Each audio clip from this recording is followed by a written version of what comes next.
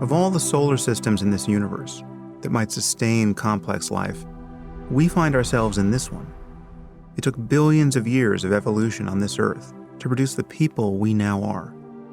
Our brains and bodies have evolved through millions of generations, reaching back to creatures totally unlike us, to animals so strange that we wouldn't even want them as pets, and finally to single-celled organisms. For ages, the world got on without us. But now we're here. And among all the possible people that could exist, we are among the tiny minority that actually do. And of all the periods in human history where we might have appeared, we live in this one, arguably the first in which it was possible to understand our circumstance in a truly universal sense. For the first time, a person's view of the world need not be dictated by the mere location of his birth or the religion of his parents. For the first time, the barriers of language and geography have totally fallen away. At this moment, you have instantaneous access to more information than even the greatest scholar or world leader did a generation ago. And yet on some level, we confront the same mystery of our existence that Socrates or the Buddha faced. The fact that you are you, the fact that you exist in this moment, is a miracle of sorts. There's something fundamentally inexplicable about it. There's no amount of knowledge that seems adequate to dispel the mystery of our appearance here. And whatever you know, whatever you believe, whatever you have done or hope to do, you have this moment of conscious life to contemplate, and it will never come again. It really is the mystery of being. I mean, what is the color blue? Not as a function of wavelengths of light or neurophysiology, but as it is directly perceived. We're really left with nothing to say but that it's blue, which of course does nothing to clarify things. In fact, it's not even blue, which is just a word. It's a noise we're making. But what we see before us is whatever it ineffably is. The moment we suspend the conceptual associations we have with a given object or perception, our direct experience of it can grade into this experience of just pure mystery. We're left with this wordless intuition of consciousness and its contents, about which nothing more really can be said. I mean, right now, as you listen to me speak, pay careful attention to the process of listening, the feeling of sitting in your chair. Look closely at everything around you. I'd like to suggest that while you know many things about the present moment, you do not know what anything in itself is. Now look at your hand. What is it? You can define this part of your body in language. You can call it hand. You can consider the fact that it's made of bone and muscle and threaded with blood vessels and nerves. But this is all a description about the object that you're now looking at. If you simply look at your hand and ask yourself, what is it? You might realize in a moment of rare open-mindedness that it is an absolute mystery. It is, in fact, as mysterious in appearance as any you could ever hope to find.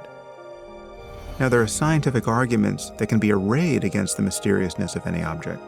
We can point to the fact that the atoms in your hand were born billions of years ago in the belly of a star. And in fact, some of these atoms may have inhabited several stars in succession. It's even possible that some atoms that were once in the bodies of historical figures, like Churchill or Cleopatra, are now in you. In fact, it might be descriptively true to implicate the entire universe in your hand. But no such litany of concepts or connections can account for the mystery that looms whenever you just look at something closely, anything, however commonplace, and realize that while you might have volumes of knowledge about it, you don't have the slightest understanding of what it is in itself. We confront the mystery of being in every moment, but we don't notice it because this mystery is tiled over with concepts. Now, meditation isn't about understanding things conceptually. It's the ability to experience things more clearly, prior to concepts. And the more you practice it, you'll find that it really is a new form of intelligence. It leads to another way of being in the world. and one that can allow for a kind of psychological freedom that a continuous entanglement with concepts doesn't. There's a famous parable from the Buddha meant to get at this difference. A man is struck in the chest with a poison arrow, and a surgeon rushes to his side to begin the work of saving his life. But the man resists. He first wants to know the name of the fletcher who fashioned the arrow's shaft, and the type of wood from which it was cut, and the motive of the man who shot it, and the name of the horse upon which he rode, and 1,000 other things that have no bearing at all upon his present suffering. So this man needs to get his priorities straight. His commitment to thinking about the world results from a basic misunderstanding of his predicament. And though we may be only dimly aware of it, we too have problems that will not be solved by more thinking. There are many approaches to meditation. There are thousands upon thousands of books on the topic, and now hundreds of meditation apps to help you practice. So how is waking up different? Well, first let me say that everything that's in Waking Up is here because I think it will help you understand the nature of your mind and experience greater freedom in your life. But Waking Up is not a conventional meditation app. Its purpose is to radically transform your sense of what life is about. There are two main approaches to teaching meditation. You can try to modernize it and put it in conversation with 21st century science, or you can present it in some traditional way, more or less as it's been taught for millennia in various schools of Buddhism or Indian spirituality. Apps that take the first approach and present meditation as a fully modern and secular practice, which has a range of health benefits, invariably dumb down the practice and divorce it from its actual purpose.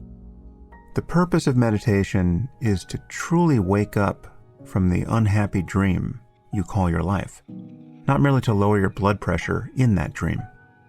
Conversely, approaches to meditation that maintain a connection to its traditional purpose tend to endorse a whole raft of metaphysical dogmas that are very hard to justify rationally. Whether it's under the guise of New Age spirituality or traditional religion, these approaches are increasingly in conflict with a modern scientific understanding of the world. But there is a third path through this wilderness, and it's the one I attempt to follow in Waking Up. The purpose of meditation isn't merely to de-stress, or to sleep better, or to learn to be a little less neurotic. The purpose is to radically transform your sense of who and what you are. So you won't find any simplistic message about the benefits of meditation here. There are benefits to meditation, and many of them are now being studied by neuroscientists and psychologists. But most of this research is actually of secondary importance, and I discuss why that's the case in various places in the app. The real purpose of meditation is to have fundamental insights into the nature of your mind, insights that change your whole approach to life. So Waking Up isn't about merely reducing stress or having better relationships, though I would say it's good for those things too. It's about confronting some of the deepest questions in human life. For instance, how can we be truly happy when all that we experience quickly fades and disappears? When every desire we satisfy or goal we achieve reveals itself to have been a kind of mirage? Have you noticed this? Have you noticed that you never quite arrive? Waking Up isn't a mental fitness app in the usual sense. The point isn't just to add another arrow to your quiver in your battle for self-improvement.